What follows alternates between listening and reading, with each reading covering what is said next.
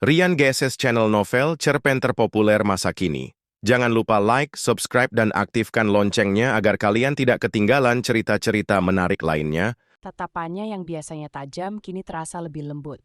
Namun, ia memilih untuk tidak terlalu memikirkannya. Ia lebih fokus pada tugas barunya yang begitu menantang. "Kok kenapa wajah kamu kelihatan murung begitu?" tanya Susi. Sebab Susi merasa heran sedari awal Laras datang, ia melihat rona muka sang sahabat terlihat lesu. Laras diam. "Apakah benar-benar dipecat oleh Pak Andi?" tanya Susi. "Bukan itu," jawab Laras dingin. "Lalu? Kau nggak tahu, Sus, dia kasih hukuman berat buat aku," ucap Laras pelan tak bersemangat. Dahi Susi berkerut. "Dia menghukum kamu? Hukuman apa?" Susi khawatir. "Dia memerintahkan aku buat jadi asisten pribadi dia selama seminggu ke depan."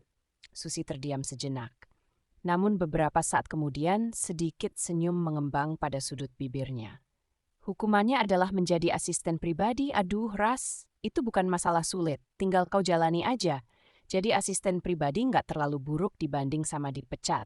Tapi tergantung dianya juga sih. Ini kesempatan buat kamu agar bisa tetap bertahan di perusahaannya dia. Seminggu ke depan benar-benar kamu harus bersikap baik selama menjadi asistennya dia," ucap Susi kemudian. Laras menatap Susi masam. "Ini masalah besar, Sus. Mengapa kau seperti menganggap sepele?" Laras berucap jutek. "Masalah besar? Masalah besar gimana maksudmu?" "Kayaknya aku harus cari pekerjaan di tempat baru aja, Sus," ucap Laras. "Heh, kamu mau menyerah gitu aja? Cemen banget sih kamu. Cuma diberi hukuman jadi asisten aja kamu udah nyerah. Gimana aku yang sering dikasih pekerjaan nyelesain tugas berjibun gak nyerah?" Tanda Susi. "Aku juga lebih baik terima hukuman menyelesaikan tugas berjibun daripada harus dijadiin asisten, Sus."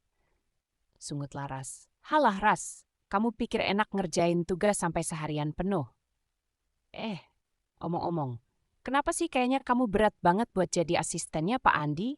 Itu kan kesempatan juga buat kamu untuk bisa perlihatkan sama dia kalau kamu benar-benar bersungguh-sungguh," ucap Susi. "Udah aku bilang dan kau udah lihat sendiri kan, dia itu nampak kejam banget. Tampangnya nyeremin. Aku khawatir kalau harus berdekatan sama dia apalagi selama seminggu. Kamu nggak tahu, tuh mukanya dia udah kayak tampang psikopat aja. Lihat aja dari raut mukanya dia, udah kayak monster tuh," saut Laras. Susi mengulum senyum mendengar alasan yang diutarakan oleh Laras. "Aduh, Ras, kamu nggak usah berburuk sangka dulu.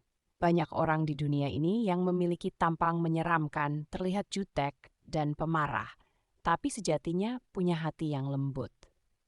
Kamu nggak usah terlalu mudah nuduh dia kayak psikopat." Susi mencoba memberikan masukan kepada teman sudah dikecilnya tersebut. Laras jadi serba salah. Di samping dia benar-benar takut bila berdekatan dengan Andi, di sisi lain juga dia takut kehilangan pekerjaan.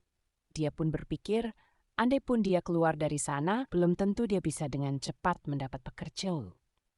Padahal kebutuhannya sudah semakin mendesak dan dia butuh simpanan sebagai tabungan demi kehamilannya dan juga menyambut sang buah hatinya nanti. "Iya, Sus. Udah. Ras, kamu harus bertahan di sana. Sebab kalau enggak, belum tentu kamu bisa dapat kerjaan seperti di sana," ucap Susi. "Iya, Sus. Aku sadar aku harus kuatkan diri. Aku anggap aja ini perjuangan buat aku dan calon anakku nanti," ucap Laras. Susi tersenyum lebar mendengar ucapan Laras yang jauh lebih baik daripada tadi. "Nah, gitu dong. Baru namanya sahabat aku.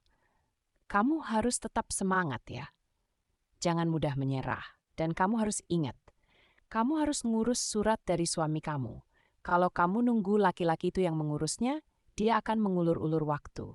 Sedangkan kamu butuh status yang jelas. Kalau status kamu kayak gini kan nggak jelas gimana. Dibilang janda, statusmu masih istri orang, mau disebut istri orang tapi udah dinafkahi lahir batin. Kan ngambang tuh jadinya," ucap Susi. Terima kasih sudah menonton. Jangan lupa like, share, subscribe, dan aktifkan loncengnya.